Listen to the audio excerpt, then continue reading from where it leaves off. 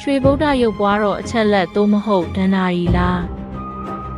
ဖိလစ်ပိုင်မှာရွှေဗုဒ္ဓရုပ်ပွားတော်ကြီးတစ်လုံးဝှက်ထားနိုင်သေးတယ်မဟုတ်လားဒုတိယကမ္ဘာစစ်အတွင်းဂျပန်တပ်ဖွဲ့များသည်ဖိလစ်ပိုင်တဝမ်းတွင်ယတနာအမြောက်များကိုဝှက်ထားခဲ့သည်ဟုဆိုကြသည်ထိုယတနာသည်ယမရှိရဂေါလ်အဖြစ်လူသိများလာခဲ့သည်ရွှေချောင်းများနှင့်ကြောက်မြတ်ရတနာများကြားတွင်အေယာမရွှေဗုဒ္ဓရုပ်ပွားတော်တဆူရှိသည်ဟုနာမည်ကြီးပုံမြင်တစ်ပုဒ်ကဆိုထားသည်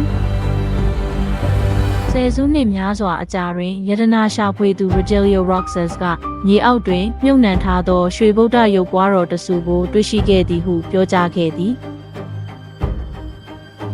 ဒါပေမဲ့ရုပ်တုကထူးဆန်းစွာပျောက်ကွယ်သွားခဲ့ပါတယ်အစစ်အမှန်လားခိုးယူခံရတာလား